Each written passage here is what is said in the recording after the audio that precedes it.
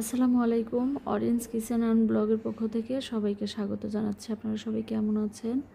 আশা করছি সবাই অনেক ভালো আছেন। আজকে আরও একটি নতুন রেসিপি নিয়ে চলে এসেছি। আর আজকে কি রান্না করেছি বলেন তো? আপনারা কিন্তু বুঝতেই পারছেন যে আজকে আমি নতুন একটি রেসিপি আপনাদের সাথে শেয়ার করতে যাচ্ছি। তাই ভিডিওটি না টেনে সম্পূর্ণ দেখতে থাকুন আর দেখুন আজকের রেসিপিটা আসলে কি রান্না করেছি। আমার চ্যানেলে যদি আপনারা নতুন হয়ে থাকেন তাহলে প্লিজ আমার চ্যানেলটি সাবস্ক্রাইব করে পাশেই থাকবেন। এখন প্রথমে চুলায় আমি একটি কড়াই দিয়ে দিয়েছি, এর মধ্যে দিয়ে দিচ্ছি পরিমাণ মতো পানি আর দিয়ে দিচ্ছি কেটে রাখা কাঁঠাল। আজকে আমি কাঁঠাল রান্নার রেসিপিটি আপনাদের সাথে শেয়ার করব। এর আগেও আমার চ্যানেলে একটি ভিডিও আছে, তবে আজকে আমি ভিন্নভাবে রান্না করার চেষ্টা করেছি। এখানে কাঁঠাল দিয়ে সামান্য কিছুটা লবণ আর হলুদ দিয়ে প্রথমে সিদ্ধ করে নিতে হবে। আর ভিডিওটি না টেনে সম্পূর্ণ দেখবেন, তাহলে বুঝবেন যে এই রান্নাটা ঠিক কীভাবে করেছি। খুবই অল্প সময়ে কিন্তু এই রান্নাটা করে নেওয়া যায়, আর এটা খেতে কিন্তু ভীষণই দারুণ লাগে। যে কেউই এই রেসিপিটি পছন্দ করবে। কাঁঠাল সিদ্ধ করা হয়ে গিয়েছে। এখন আমি চুলায় আবারও কড়াই দিয়ে সামান্য কিছুটা তেল দিয়ে দিয়েছি আর দিয়ে দিচ্ছি তেজপাতা। এখানে আপনারা তেজপাতা, দারচিনি, এলাচ সবই দিতে পারেন। আমি এখানে শুধু তেজপাতাই দিয়েছি আর দিয়ে দিচ্ছি পেঁয়াজ কুচি। পেঁয়াজটা আমি কিছু সময় ভেজে নিব,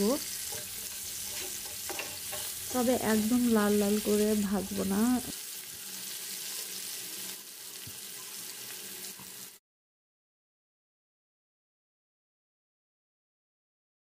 এখন এখানে বাটা মশলা দিয়ে দিচ্ছি। পেঁয়াজ, জিরা, দারচিনি, এলাচ আর রসুন একসাথে বেটে ওইটা আমি দিয়ে দিয়েছি আর দিয়েছি আদা বাটা। এখন এখানে দিয়ে দিচ্ছি হলুদের গুঁড়া, মরিচের গুঁড়া, ধনিয়া গুঁড়া আর দিয়ে দিচ্ছি মাংসের মশলা দিয়ে খুব ভালোভাবে কষিয়ে নিচ্ছি। মাংসের মশলাটা আমি বাসায় তৈরি করে নিয়েছিলাম, সেই মশলাটাই আমি এখানে দিয়েছি। আর এই মশলাটা দেওয়ার কারণে এটা খেতে কিন্তু আরও ভীষণই দারুণ হয়েছিল। এখন এখানে দিয়ে দিচ্ছি স্বাদ মতো লবণ দিয়ে আবার এই মশলাটা আমি বেশ কিছুটা সময় কষিয়ে নিব। এখন আবারও নেড়ে দিচ্ছি আর এই মশলাটা কিন্তু বেশ কিছুটা সময় নিয়েই কষিয়ে নিতে হবে। মশলাটা যখন খুব ভালোভাবে কষানো হয়ে যাবে তখন কিন্তু মশলার উপরে তেলটা চলে আসবে, তখনই বুঝতে পারবেন যে মশলাটা ভালোভাবে কষানো হয়ে গিয়েছে। দেখতে পাচ্ছেন মশলার উপরে কিন্তু তেলটা চলে এসেছে আর মশলাটা খুব ভালোভাবে কষানো হয়ে গিয়েছে। এখন আমি কাঁঠালগুলো দিয়ে দিচ্ছি, দিয়ে কেটে রাখা কাঁঠাল দিয়ে দিচ্ছি, দিয়ে খুব ভালোভাবে নেড়েচেড়ে মিশিয়ে নিচ্ছি। বছরের প্রথম আজকেই কাঁঠাল রান্না করেছিলাম আর খেতে কিন্তু ভীষণই দারুণ হয়েছিল। আমি যেভাবে রান্না করেছি আপনারা যদি এইভাবে রান্না করেন দেখবেন এটার টেস্টটা কিন্তু খুবই সুন্দর হয়। এখন এখানে সামান্য কিছুটা পানি দিয়ে আমি এই কাঁঠাল ভালোভাবে আগে কষিয়ে নিব। ঢাকনা দিয়ে ঢেকে আমি রান্না করে নিই কিছুটা সময়। এখন আবারও নেড়েচেড়ে মিশিয়ে নিচ্ছি।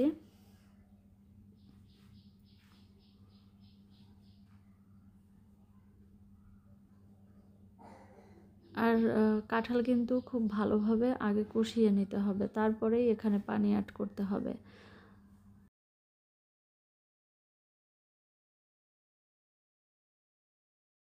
দেখতে পাচ্ছেন কাঁঠাল কিন্তু খুব ভালোভাবে কষানো হয়ে গিয়েছে।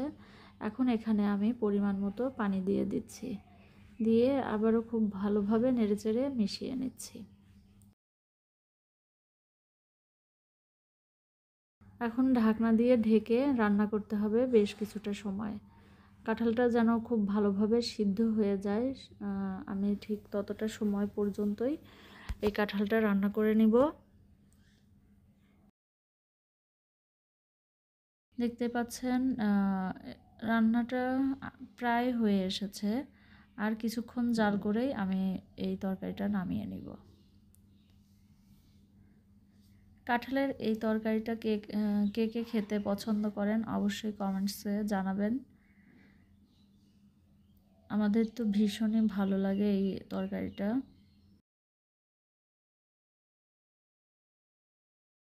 আমি সামান্য কিছুটা ঝোল রেখেই চুলা থেকে নামিয়ে নিব।